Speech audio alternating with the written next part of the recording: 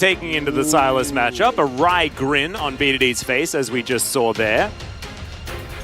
All right, what is the option, Kellen? Give me the pike. There it is. We knew it. We knew it. Insta-locked.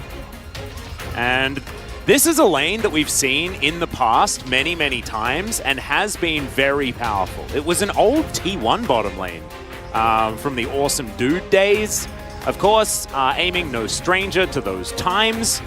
But, you know, I think it was, who was it? Deft and Tucson that were playing together during that time on DRX. And that was when Deft was having a lot of Ziggs success. Didn't play with Kellen's pike, but then played with Carrier's pike afterwards.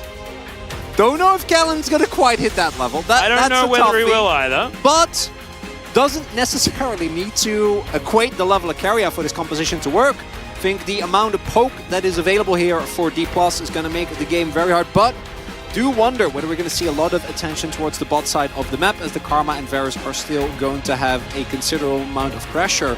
But outside of that, really feels like there should be a considerable amount of attention towards the early fights. You're looking for a skirmish where you can get your Yone ahead, as apparently today in Challengers, Ziggs and Pyke were also picked by Humble Life, which they won. And also, I want to draw attention.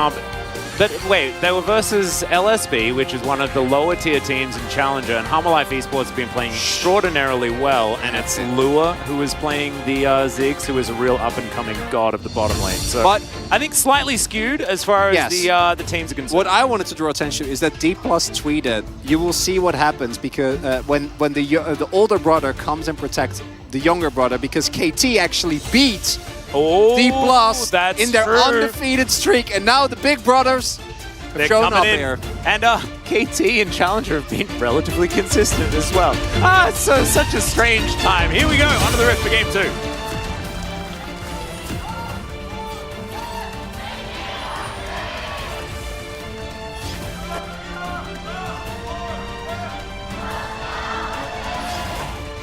All right, here we are. And I think we just bore witness to the value already being claimed from us having a global broadcast of Challenger. Because now we know that when stuff is being picked in Challenger, we actually understand the context. Isn't it cool? It's very cool. I guess this is what you had last year. Yeah. But it's really nice for us to now have that as well. I'm glad you guys joined me. Yeah. I can be annoying with me instead of just me being annoying alone. Absolutely. I love being annoying. I know. We've been working together for a while now, Atlas. I feel like I'm almost like specifically adept at being annoying to you. It's a perfect combination of I'm very easy to annoy when you're not the person, and you're very good at annoying. It actually it really amplifies. Yeah. Both of our respective best or worst qualities, depending how you look at it. Yeah, no, I'd say best. 100%. As Cuz is going to be playing with the football skin here. I'm trying not to go into it too much. As now, yeah, Kellen looking for BDD here. Okay, let's see whether this first ability is going to land. The flash already comes through. There's the Bone Skewer. Oh my goodness, they both wait for the autos, and there it is, the flash in. The surprise Teemo and first blood for D+ Kia. Oh, and Lehens also misses that first Q, which is subpar. Bouncing Bomb also going to go wide. And KT with a lot of control here of the bottom lane, but Kellen doing his job already. Yeah, Showmaker getting an early kill in this matchup is not a good time for BDD. As mentioned, I was expecting it to be the 2v2. Is that a flash already from Lehens? Yeah, and Kellen as well. Kellen is not wasting any time. He's really getting stuff done. He's got a lot to prove. You know, this is, of course... Oh God, I love this. Oh, that would be such a good punish from Cuz. Well, let's see whether he can actually wrap around and get this one done. Going to start off by moving things into the jungle. Okay, gonna take the less risky option. I was thinking maybe they want to go for a dive here when this wave does crash, but into Ziggs it will always be kind of tough. Deft also still has the flash and has teleport as well, which means that even if you do pull it off, if it's not 100% clean... Oh, I thought Canyon was going to come back and kill BDD again. Oh, that would be so rough. Yeah, D+ Kia, I think we're playing some serious weak side bottom lane here. As you can see, the vertical jungling is going to come through, and this could be really difficult for Kellen and Deft. with all of the pressure that is available from Karma and the Varus. I do think the one upside here is that when it comes to the ability to both get out of there, right, drop the wave and get back easily, Deft and Kellen are in a much better spot, and also the wave clear of Ziggs will help at least alleviate the timing that's available. Whereas on the flip side, Keen now is going to be isolated in the matchup that isn't fun when you have the threat of a jungler.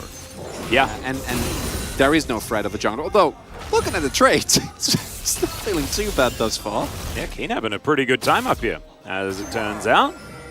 Canna, though, is going to be fine as this game goes on. As teleport comes back from Deft, and this is great timing from Cuz. Gets that ward over the wall. And now Kellen, he's going to slink underwater as the Bone Skewer comes in, just pulls Cuz back, looking to try and get a bit of free damage on the Maokai. And wave clear pretty good. Yeah, it's so hard into Ziggs if you don't have a really big stacked up wave. Well, here's the permafrost. It will connect onto Keen. Charges the Q, though, very nicely. And if Canyon was still in turret range, he would have been dead. Really well played by KT's top lane. Very close. Ooh. Kane, of course, did still a flash, so he was not impressed at all. He was, no, I'm fine. I'm out of range. No worries at all. But the flash being gone does mean that Kana can play even more aggressive, and by the end of it, the bot lane gold lead for aiming at least somewhat alleviates the lead that was built up by Kallen's level 1 roam, but still, when you have a Sejuani added and you have this many good ultimates between the Yone ult, the Maokai ult, and the Varus ult for a Sylas coming off of a POG game, and you're getting the early lead into a Yone, you're going to be feeling real good. Absolutely. Teleport's still available for Showmaker here as well, so he's yet to go back. You can see the health bar kind of indicating that right now, as the Unbound Soul from BDD will keep him relatively safe as this wave is going to push back. So Showmaker probably looking for that first back opportunity. The little wizard himself is also looking for that here, as Deft might go back for a recall now as well. Heads back towards his turret and is going to bounce his way away. So Canyon and Kellen, both of them. Still no flash. Yeah, wanting to punish. Canyon has his. Well, let's see what they can do. Chains are going to connect. Permafrost not quite landing there as BDD gets on in. Unbound Soul sort of helping here. As, all right, BDD keep himself alive. Nicely done. Window not found here for D+, and as a result, BDD going to be able to get the 6 without getting hit again with an unfortunate gank. Deft, as a result of his early teleport, now able to get a base in. The most exciting, still sitting on a bunch of cookies and just a M-tome, but it's Ziggs, so he's fine. Yeah, he's clearing the way. And it's interesting, right? Because what Ziggs does to poke compositions is gives them scaling. Because he just does so much damage as the game goes on. As Canna, fighting against Kane, Canyon turns up and he's like, oh, I guess you're okay. And is just going to back away, looking for a potential dive opportunity as they do. Clear out this ward. Oh, not quite. Canyon's attack speed not quite high enough on the Sejuani, but he had his sweeper available. There it is. And he is going to be able to get rid of it in the end. So Canna with a fair bit of pressure. See how many plates he's actually going to be able to claim this game. Currently, we're ticking towards 7 minutes, and this Drake is now looking to be an option for KT. Kellen moves over. Best. All right, Undertow gets Kellen out of there, but looks like KT should be able to grab this one. Canyon in the area, Deft with ult. Okay, Mega Inferno Bomb, an opportunity. Will he throw it in this Dragon Pit is the question, or will he look for the fight? Is now Canyon moving over. It's a big ult from BDD. He grabs the Sejuani, and she's just put down. Nothing that Canyon could do there at all. D+ Kia sort of just milling about a bit here. Really well done there by BDD. Sets up that play. Canyon caught off guard, immediately gets CC chained as a high-speed train, making its way back towards the top half. And D+ looking a little scatterbrained there. Do they want to go for it? Do they not? Eventually decides to try and contest the dragon after the setup from KT is already there, and Canyon die immediately. Not a lot to be done, some time wasted. Overall, KT looking really good here in this early game. Drake already going over and then trying to still contest here, doesn't quite work out. Double more knock-up into the immediate follow-up. Very well done. Beautifully played, as already here on the bottom side, Kellen is going to get snared. wants to try and get out of there, but he's not going to be able to. Is aiming. Oh, the bouncing bomb. Not going to be enough there. Onto the Varus to try and answer. Deft has no mana now. And Lahens, if he gets another W, yeah, it's going to be very difficult for Deft to move. Aiming not really interested in getting any further forward, as the bouncing bombs will probably kill. As with the passive, not able to actually get the kill onto Lahens, as he had a potion ticking the entire time. Deft has to flash. And D+, kind of in shambles here, getting killed in the 2v2. Aiming having yet another great game. Is going for the unhit, does have a double front line, so definitely the opportunity to get autos in. Although into D+'s comp with Ziggs and Jace, wonder to what extent he will be able to find a lot of application for that in late game fights. Oh, Deft! Oh, the W empowered Q, and it does it! Aiming picks up the kills so easily, standing on a control ward there as well, and Deft is going to go down from off screen.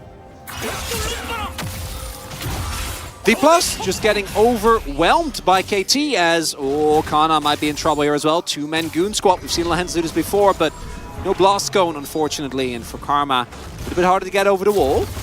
Yeah, here's the Nature's Grasp. His Cuz going to flash towards it. All right, let's see whether Kana survives this one. The Q's going to come in. Lahens will join as, yeah, he tries to turn it around. It's not going to really do anything. They don't have a lot of damage, so it takes a while.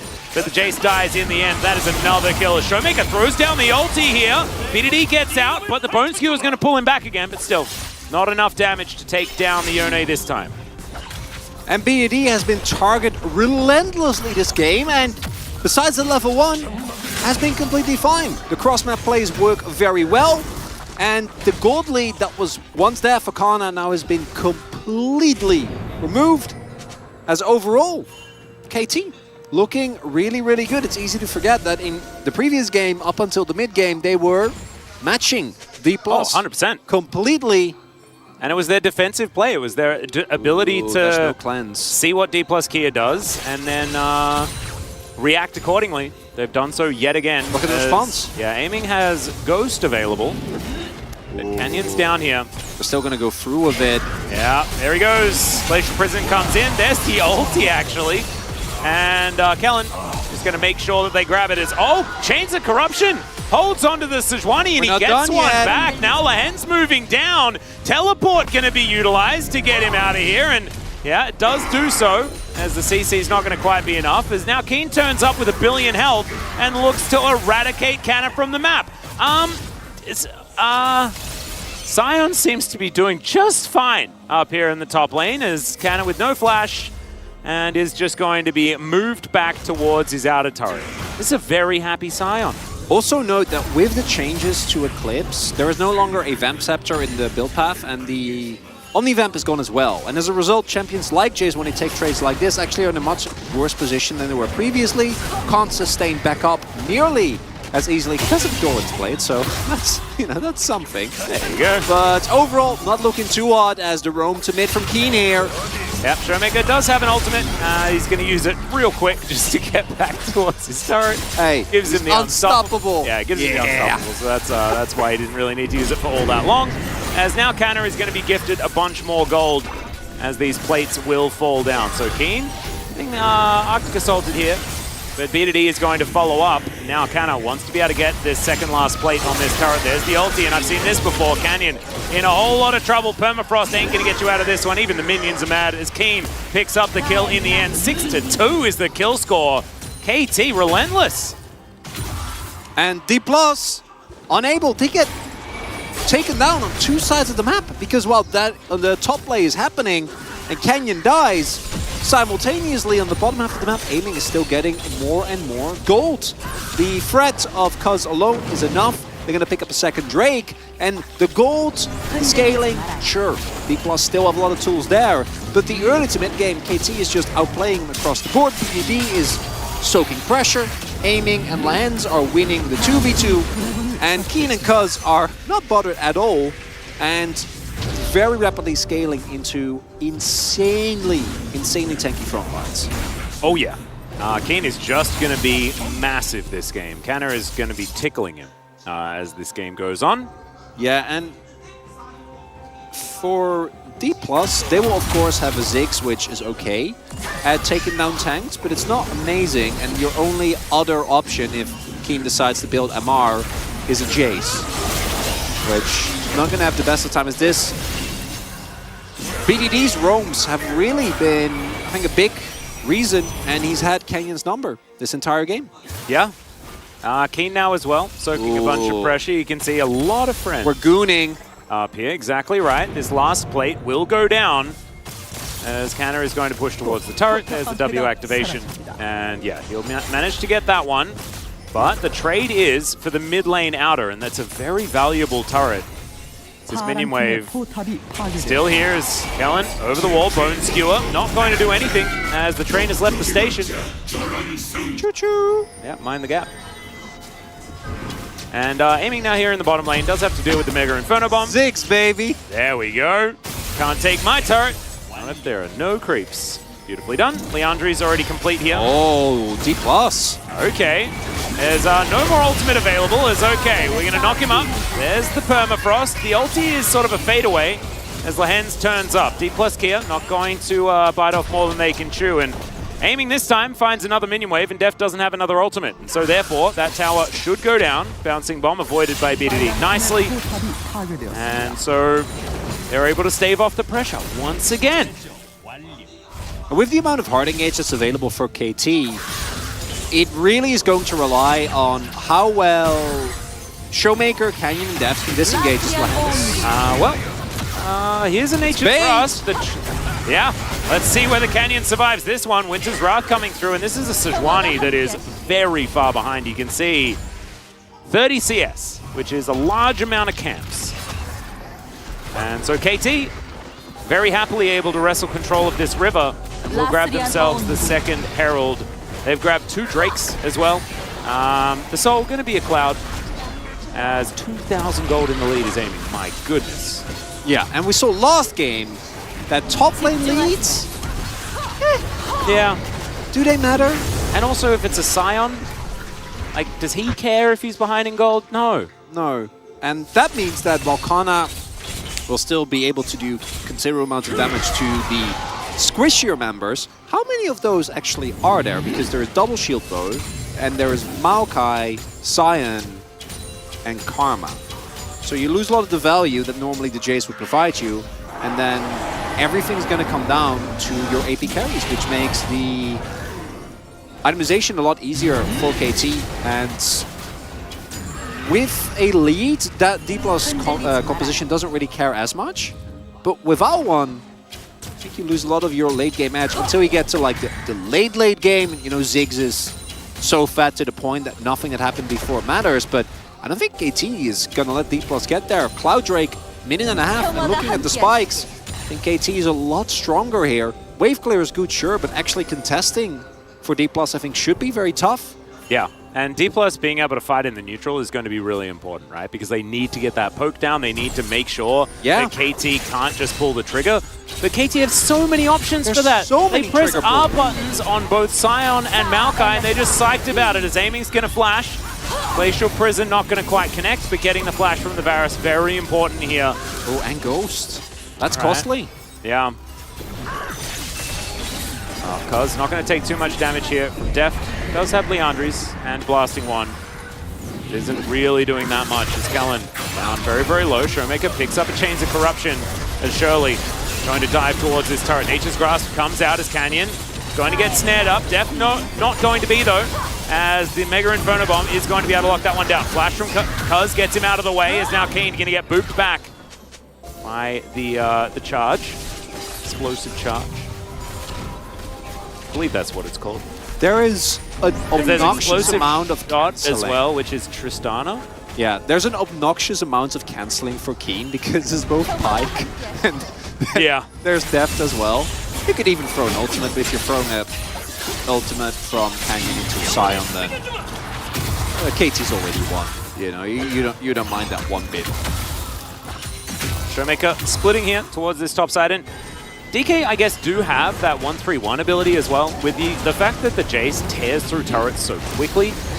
Even if Keen gets to be too much for him to deal with, if Canna ever finds that moment in a side lane, then turrets just kind of fall over in front of him. Yeah, a bigger problem is I don't know if Kana can match BDD, because both Showmaker and Kana should be decent into Keen up until the point where Keen is just going to wave clear and not really care anymore. But the Yone Showmaker, maybe, is ahead in terms of gold, so maybe he can find that 1v1. But for a Jace, I don't think he's going to have a really good time, especially not when BDD finishes his second item. Although that is still a fair amount away, I assume he's now going to go into IE, went for an early Zeal, just for the extra attack speed. And as we pointed out, kind of happened right in front of us, but the early pickup here of the soul point does mean that KT, maybe not getting the best soul, but if you look at their champions, I think still plenty of value to be found there. 100%. And obviously you're happy. Don't need to convince me of the value of a Cloud Soul. Also gets them towards an Elder Drake, even faster, which is great, isn't it, KT fans? Feeling real psyched about that. Because they love the frill. We'll try to keep that out of our minds. We'll just try not to think about it.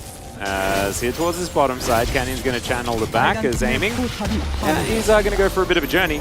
But still going to be able to grab that turret very comfortably. Showmaker returns the favor by pushing this wave in towards the inner.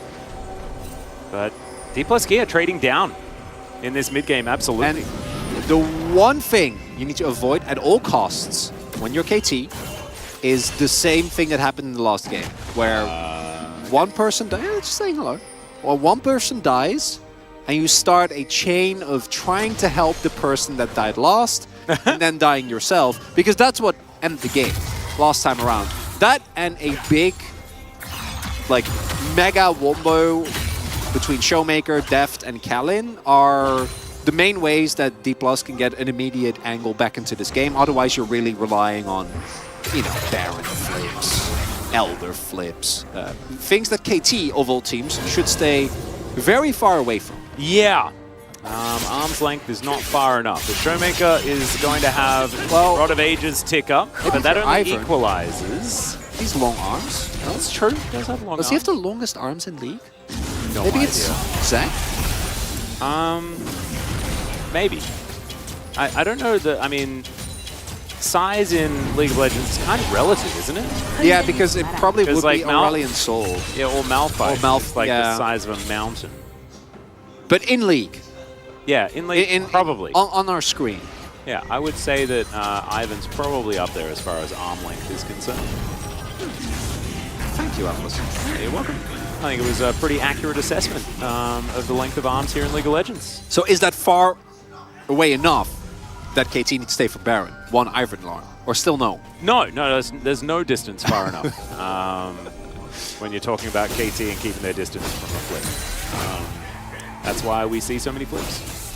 Showmaker going to complete his Zhonya's. Going to be relatively tanky, going to be a little bit frustrating to deal with. A lead for Canna still exists there towards the top side, but you can see the Varus is the bigger problem, this time going the on-hit variety. We haven't seen it be all that valuable, and we'll see whether aiming's going to be able to get more out of it this time around. Gives you the ability to build the Wit's End. I really like that portion. Yeah, Wit's End is amazing in this game. In terms of the value that you'll be able to get, as we already mentioned, the only 80 damage dealer is going to be Kana and Kalin, but isn't really something that you have to take into account too much when it comes to itemization. And the downside of this, of course, is that you are going to spike very hard, like he has right now on 2 items. And then you're going to spike okay when your Ginso's done, like right now, and then that's kind of it. Yeah, it does get more difficult to... Yeah, it doesn't really go beyond that free item spike. Of course, you'll still have more damage, but doesn't quite have the oomph of, say, an Infinity Edge finish or Rabadon's finish on an AP. Yep, does have the Mikhail's backup here from Lance Lance. is such a bro. He is definitely a bro. Giving me Kyle vibes from yesterday. And with the Ghost, definitely going to be very happy about that. I think Mercurial Scimitar might be something worth looking at as well, just because you're relying on these auto attacks so much. You're going to need to keep yourself in the fight. As Q going to get charged here from Keen, looks for Showmaker, Chains of Corruption at the ready. Bouncing Bomb going to be avoided. This poke from D+ Gear, that is what you need to keep your eye on. Cannon not in the area. He's a lot of gold. Yeah, they're looking for a big back here. Okay, Kellen looks for the Bone Skewer, doesn't get it. And there's the Cyrilda's already completed by Canna. The Bouncing Bombs need to land though, as the charge comes on in. Bone Skewer is going to miss as well. BDD looking for that flank angle. The dodges from KT here. Absolutely. Keen is a brick wall, able to stand in front of them. And yeah, they can get hit by a minefield a little bit, but these bouncing bombs need to land. Mega Inferno Bomb, that comes through, that's got to land. Canna has to hit these shock blasts, and right now KT's health bars are pretty high. Yeah, they're feeling fine. They're not bothered at all, and their hard engage is amazing. Yeah, Canyon going to move forward. That's all right. Minefield, kind of annoying to deal with. As aiming's going to move back towards this river. What is the answer? Kellen finds that flank angle, gets some vision down. BDD immediately moves over towards him, though. See whether Kellen can get out of there. Able to slink underwater and will be all right. As okay, Deft and Canna move on in. There is the Drake. Nature's Grasp comes down. That's going to be the Varus locking down that dragon as Kellen gonna flash to get out of the way of BDD's ultimate. He's going to be able to create the distance, but Keen is tanking so beautifully. Chains of Corruption means that Canyon cannot follow up as Cuz has to flash to get over the wall, but they've locked down the Drake already. And D plus Gear just seem to not have an answer. Cuz getting taken down low now, though, as the train will come in. Doesn't get the value, but now KT are going to swoop in. Canna trying to get himself back. Canyon flashes away. Showmaker looks for Lahen's on the flank, but it's Canna that's left to the Wolves. Showmaker gets over the wall. Lahen's just flashes after him. I don't know about that one, buddy, but it's still gonna work out. Just maybe. Lahen's is battling in the back of the pit. He finally goes down.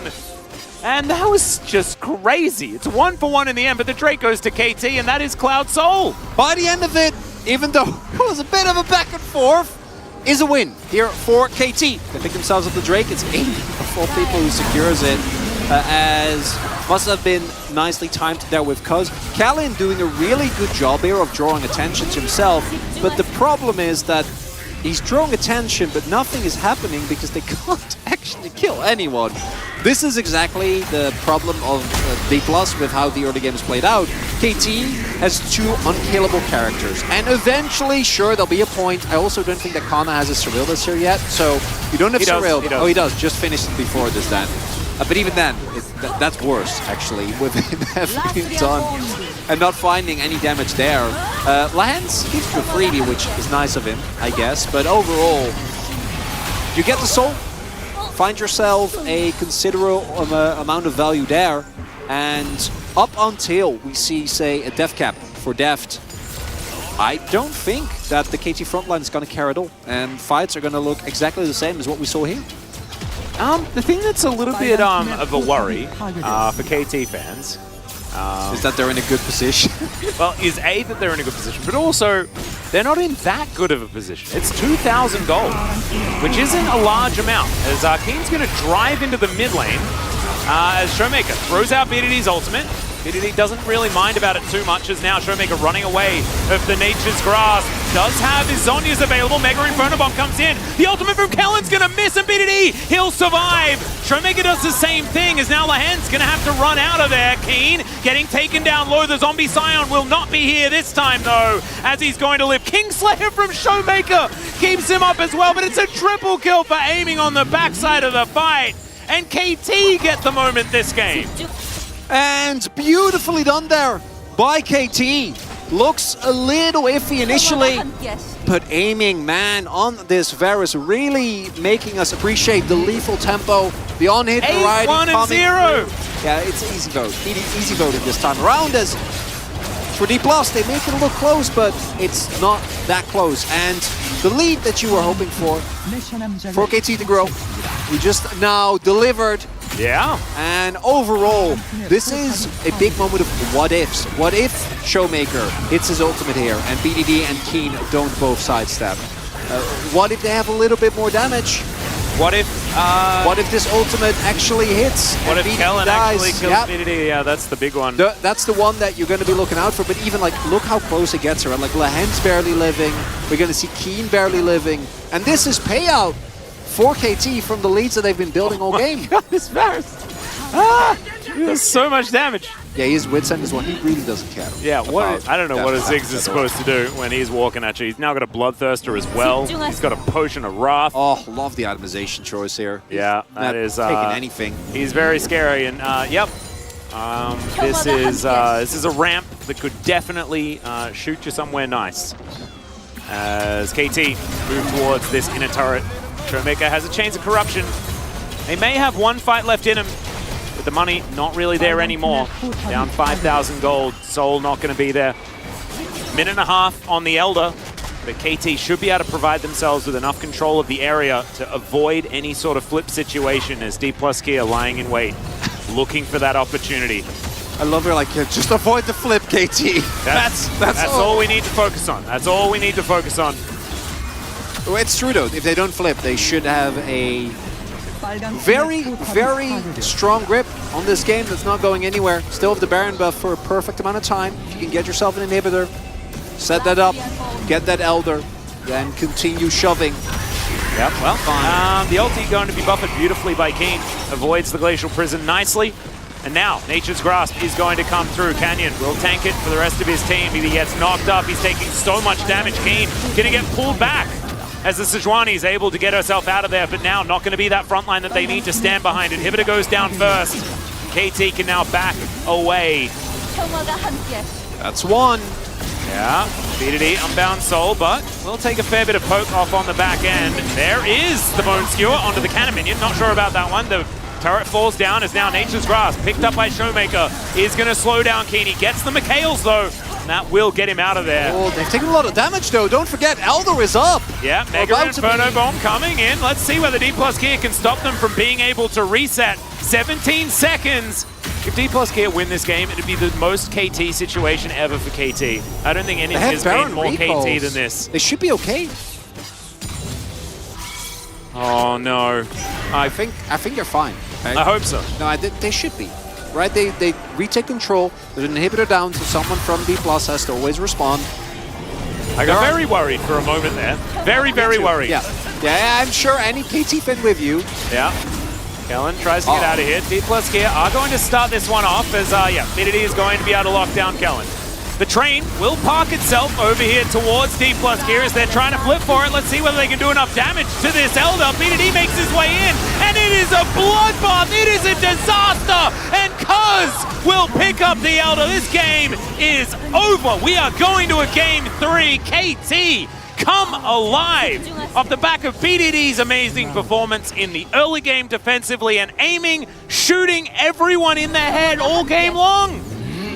Beautiful game by KT. D+ with a creative draft, unable to get anything out of the early games. A lot of plays not quite working out, and KT just say, we don't care. Keen and Cuz a frontline masterclass and aiming, showcasing that if you give him the space, he can make magic happen. Nice game. He certainly can. Really beautifully done. KT, also imagine how that smite would have felt from Cuz. That's catharsis right there. Feels absolutely fantastic. But completely unnecessary. They'd already won the fight before the Drake even went down, but still doesn't matter. Still feels good. He's the jungler. Do you know what happened? He smited the Elder, and he managed to pick it up. And KT will now bring us to a deciding game, and they have the momentum behind them as well. Isn't it great to see, like, yes, in the last game, BDD doing basically nothing, and then in this game, have so much pressure on him and still perform. They do have momentum. They don't have side selection. And given how a lot of our games have played out, though, that would be... Oh, that is a buzzkill, isn't it? Well, am I wrong, though? No, of course you're not wrong. That's the problem with... You're not wrong. A lot of teams have shown considerable aptitude for being able to win on one side. The funny thing is that side does kind of shift depending on who is good at what champion. Yeah. But there's a reason why we've seen so many